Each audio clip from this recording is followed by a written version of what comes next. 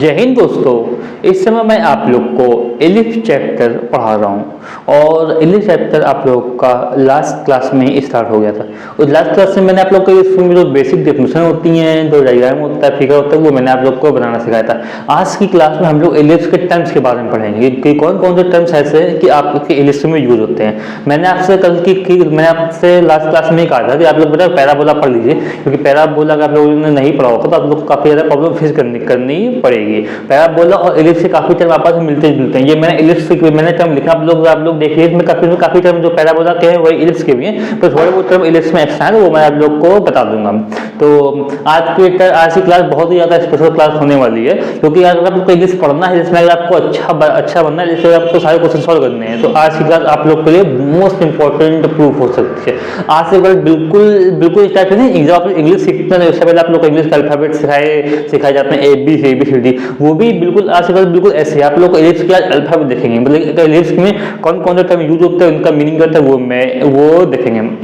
मैं आज ये फिगर पहले से बना के लेके आया हूँ, क्योंकि अगर मैं 20 क्लास में फिगर बनाता तो उसमें आप लोग का टाइम काफी ज्यादा वेस्ट होता है। तो मैंने काफी अच्छा फिगर बनाया है। ये टर्म है, आप लोग टर्म की डेफिनेशन नहीं लिखनी है, और ना ही कोई आपसे जैसे डेफिनेशन कभी पूछेगा कभी एग्जाम में, लेकिन टर्म होता क्या, उसके कोऑर्डिनेट क्या होते हैं, उनकी डिस्टेंस क्या होती है, उनकी लेंथ क्या होती है, वो आप लोग के लिए मोस्ट इंपॉर्टेंट है। और आप लोग को मेन चीज आप लोग को इसमें देखने के लिए आप लोग को फिगर में समझना पड़ेगा। इसीलिए मैं फिगर इतना अच्छा बना के लेके आया हूँ, जिससे कि आप लोग फिगर में सारी बातें समझ जाए और आप लोग विजुलाइज करके उसको सीधे लर्न कर सके। फिगर में आप लोगों को कॉपी नोट करने की रिक्वायरमेंट भी ना पड़े। फर्स्ट ऑफ ऑल आप लोग फिगर बनने, जैसे मैंने फिगर बनाया यहाँ पे, आप लोग को बिल्कुल वैसा ही फिगर कॉपी में बनाना है, और जैसे मैंने टर्म साइड में लिख दिया, आप लोग को वैसे ही टर्म साइड में लिखने हैं। इससे आप लोग को पता चलेगा कि हाँ इतने टर्म इसमें हैं, और जो कुछ टर्म कौन से टर्म कहाँ पे हैं और उनकी स्पेशल बात क्या है, वो मैं यहाँ पे लिखूंगा बस। और डेफिनेशन मैं बिल्कुल नहीं लिखूंगा, क्योंकि मैं केवल आप लोग को एग्जाम ओरिएंटेड ही यहाँ पे करा रहा हूँ, केवल ऐसी चीजें करा रहा हूँ जो कि एग्जाम में आती है। अगर आप लोग को डेफिनेशन पढ़ने का मन है, थ्योरी पढ़ने का मन है, वो आप लोग को बुक में तो ढेर सारी मिल जाएगी। ठीक है, आइए आगे बढ़ते हैं क्या होता है। जैसे कि कल लास्ट करने में आप लोग को थोड़ा बहुत हिंट दे दिया था कि ये जो हमारी शेप होती है, इस शेप को हम लोग बोलते हैं एलिप्स, और एक पॉइंट ये फिक्स पॉइंट और एक पॉइंट ये, इसको हम लोग बोलते हैं फोकस। ठीक है, इतना तो आप लोग समझ गए कि मतलब ये शेप है, ये शेप हमारी हो गई एलिप्स, और ये फिक्स पॉइंट ये हमारा हो गया फोकस। ठीक, ये हो गए कि क्लियर। हम लोग आगे मतलब एलिप्स भी हमारा बन गया, और जो फोकस है फोकस भी हमारा हो गया। ये आप लोग पहले जान चुके हैं। अब सुनिए, फर्स्ट ऑफ ऑल क्या होता है, आप लोगों ने पैराबोला में ये पढ़ा होगा कि ये हमारा पैराबोला है, ये पैराबोला की एक्सिस है जो पी से पास हो रही, और ये फोकस है, और जो फोकस पे परपेंडिकुलर होता है वो एलिप्स को मिलाता है, मतलब जो फोकस पे परपेंडिकुलर होता है और जिनके एंड पॉइंट पैराबोला पे लाई करते हैं, वो सब लोग को लाइन को बोलते हैं लेटरल रेक्टम। अब सेम लाइन यहाँ भी है, ये फोकस है, ये लाइन फोकस पे परपेंडिकुलर है, और लाइन के एंड पॉइंट हमारे एलिप्स पे लाई करते हैं, तो इसलिए हम लोगों ने इस लाइन को बोल दी लेटरल रेक्टम। अब आप लोग एक बात गौर फरमाइए, हम लोग के पास पैराबोला में एक फोकस होता था, तो इसलिए एक लेटरल रेक्टम होती थी। अब यहाँ पे दो फोकस है, तो ये तो कॉमन सेंस है कि भाई यहाँ पे लेटरल रेक्टम भी दो होनी चाहिए। जब हमारे लेटरल रेक्टम का सीधा कनेक्शन हमारा फोकस से है, जब हमारे पास दो फोकस है तो हमारे पास लेटरल रेक्टम फिर हमारे पास दो होनी चाहिए ना, तो हमारे पास दो यहाँ पे लेटरल रेक्टम हो गई, एक ये हो गई और एक ये हो गई। अब बता दिए पैराबोला में, मैं आप लोगों को पैराबोला से कंपेयर करके इसलिए बता रहा हूँ जिससे कि आप लोग कनेक्ट करके इजीली सीख सके। पैराबोला में ये हमारा होता था वर्टेक्स। अब देखिए, अब यहाँ पे भी ये हमारा वर्टेक्स है, सबसे कोने वाला, और यहाँ पे दो कोने से हमारा यहाँ पे दो वर्टेक्स बन गया, एक वर्टेक्स ये और दो वर्टेक्स ये। और फिर ये बात, फोकस के प्लूरल को बोलते हैं फोकी, तो फोकी हमारा मतलब कि फोकी हमारा ये हो गया टर्म, लेकिन जो हमारा वर्टेक्स होता है वर्टेक्स के प्लूरल को बोलते हैं वर्टिसेस, हमारा मतलब कि वर्टिसेस हमारा ये वाला हो गया टर्म। ये प्लूरल टर्म है, इसका आप लोग खास ध्यान रखिएगा। ठीक है, मैं साथ में आप लोगों को लिखाते भी जा रहा हूँ जो मुझे लिखाना। देखिए फोकी क्या है, पॉइंट F1 एंड F2, तो हमारा F1 है और हमारा F2 है, ये हमारा हो गया फोकी। ठीक है, आप लोग एक बात ये भी ध्यान रखिएगा कि फोकी के हमारे कोऑर्डिनेट क्या होते हैं। ये मैं थोड़ा इरेज कर रहा हूँ, क्योंकि जितना मैंने समझा वो मैं आप लोग को बता दिया हूँ। तो हमारे F1 के कोऑर्डिनेट क्या होंगे, अब देखिए, अब देखिए ये डिस्टेंस हमारी 2 है, पूरी डिस्टेंस, तो इतनी डिस्टेंस हमारी A होगी, तो ये हो A हो गई। लेकिन ये देखिए ये डिस्टेंस हमारी C है, ठीक है, ये डिस्टेंस हमारी C है यहाँ से, तो ये हमारे क्या होगा -c,0, उधर हमारे हो गए c,0। ठीक है, तो F1 हमारा क्या हो गया -c,0, और F2 हमारा हो गया C,0, ठीक है। तो ये तो आप लोग ऐसे, ये तो इसके कोऑर्डिनेट है, मैं आप लोग को बाद में भी बताता, लेकिन अभी मुझे लगा तो मैंने आप लोग को भी बता दिया। ये बिल्कुल सिंपल है, तो आप लोग खुद भी निकाल सकते हो। फोकी क्या होती है, मतलब कि दो फोकी, इसलिए इसको हमने दो फोकस, इसलिए इसको हमने फोकी बोला। एक F1 F2 इनके कोऑर्डिनेट नहीं है। अगर हमारा सेंटर, अब सब सेंटर क्या होता है, मतलब ये हमारे दो फोकस हैं, ठीक है।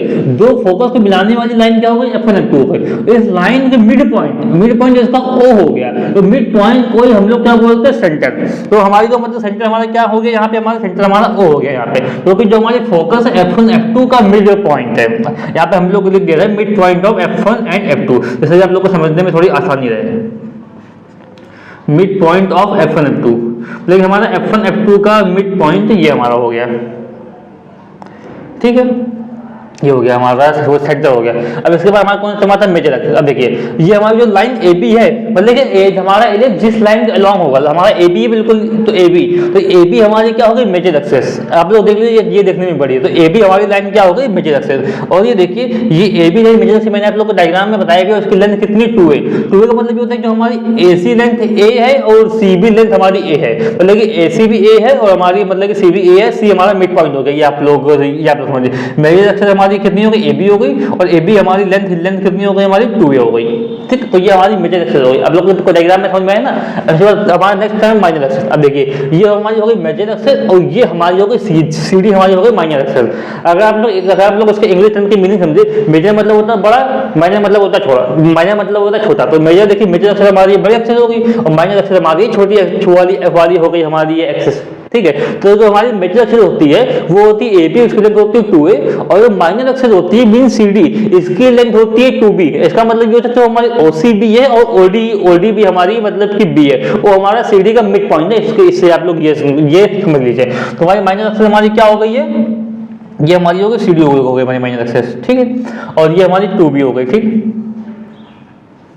ये हो गई। वैसे बात वर्टेक्स क्या होता है, अब देखिए पॉइंट A पॉइंट B, ये दो हमारे वर्टेक्स है, तो इनका प्रयोग बन गया वर्टेक्स। तो वर्टेक्स हमारे क्या होगा, एक A, B हो गए हमारे, ठीक है, A, B। अब A कोऑर्डिनेट हमारे क्या होगा, अब देखिए अब जब हमने क्या बोला, ये पूरी लाइन 2 है, AC हमारी A है, तो A कोऑर्डिनेट हमारे कितने हो गए, -A,0, और B कोऑर्डिनेट हमारे कितने हो गए, B,0।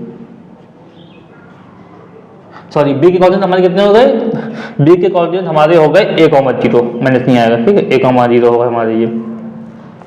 अब इसके बाद एक मेन टर्म आता है लेटरल रिडक्शन। एसेंशियल स्टडी में आप लोगों को सबसे लास्ट में बताऊंगा। लेटरल रिडक्शन का मतलब आता है, ये देखिए ये जो हमारी लाइन हो गई, ये लाइन हम लोगों ने बोल दिया लेटरल रिडक्शन, ठीक है। अब इसकी लेंथ कितनी होती है, इसको डिनोट करते हैं 12 से, आप लोग ध्यान रखिएगा। और इसकी लेंथ होती है 2B² है, ये आप लोग को ये लर्न करनी है, जैसे आप लोगों ने पहला बोला मैं लर्न की थी 2B²,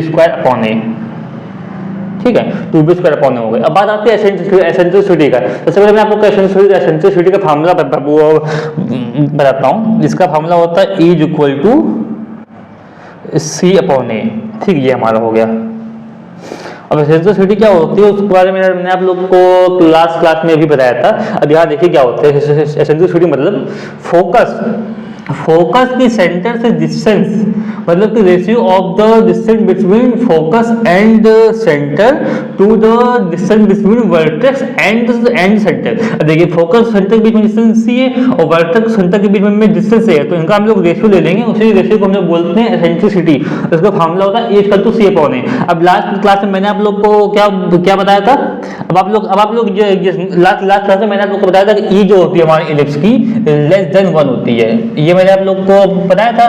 अब इसी की बात को मैं आप लोग को प्रूव करके भी दिखा रहा हूँ। अब देखिए ये हमारी C हो गई और ये हमारी A हो गई, मतलब कि F1O हमारी C हो गई और AO हमारी A हो गई। अब ये तो कॉमन सेंस है कि हमारा A जो है C से बड़ा है, C हमारी A से छोटी है, इसमें मुझे बताने के लिए तो है नहीं, ये बिल्कुल कॉमन सेंस है। कि अब मैं यहाँ पे लिख रहा हूँ क्योंकि ये आप लोग को थोड़ा समझने की नीड है। तो हमारा C जो है वो हमारा A से मतलब कि इसकी छोटा है, C A, ठीक है, क्योंकि C हमारा F1O है और हमारा A जो है A है। ये तो डायग्राम से क्लियर है। अब C लेस से A से छोटा, हम लोग C को A को यहाँ ले आएंगे तो C/A हमारा 1 से छोटा हो जाएगा। अब हमारे C/A की वैल्यू क्या है, E, तो E हमारा क्या हो गया 1 से छोटा। अब यही बात मैंने आप लोग को लास्ट सेंस पे दिखाई थी और यहाँ मैंने आप लोग को प्रूव करके दिखा दी, E जो है हमारा 1 से छोटा है। तो ये मेन इसका यहाँ पे थी और मैंने आप लोग को इसके टर्म बता दिए। इसके इतने ही टर्म मेन होते हैं, तो उसको आप लोग अच्छे से स्क्रीनशॉट ले लीजिए या फिर नोट कर लीजिए। आपका मेन डायग्राम है, अब लोग डायग्राम पे मेन फोकस रखिएगा और बाकी अगर ये देखना चाहे तो आप लोग इसको भी लिख सकते हैं। मैंने इसलिए बता दिया क्योंकि कुछ बच्चे एवरेज होते हैं या फिर कई या फिर बिलो एवरेज होते हैं, उनको फिर डायग्राम समझने में थोड़ा इशू होता है, वो लोग चीज़ें को याद कर लेते हैं। तो जैसा आप लोग की इच्छा होगी वैसा करिएगा। बाकी नेक्स्ट क्लास में मैं आप लोग को जो स्टैंडर्ड इक्वेशन होती है इंग्लिश की, जैसे लाइक पहले वाला में जो चार स्टैंडर्ड इक्वेशन थी, वैसे इसमें भी हमारी 2 स्टैंडर्ड इक्वेशन होती है और इसकी इक्वेशन क्या होती है वो मैं बात करूँगा इस पर नेक्स्ट टाइम पे। बाकी आज का अगर कोई डाउट हो तो आप लोग कमेंट सेक्शन में पूछ लीजिएगा, मैं आप लोग का डाउट लेकर की पूरी कोशिश करूंगा। आज की क्लास बहुत ज़्यादा इंपॉर्टेंट थी इलिप्स के लिए। बाकी अगर आपको हमारी वीडियो पसंद आया तो आप लोग लाइक शेयर सब्सक्राइब करना ना भूलिए।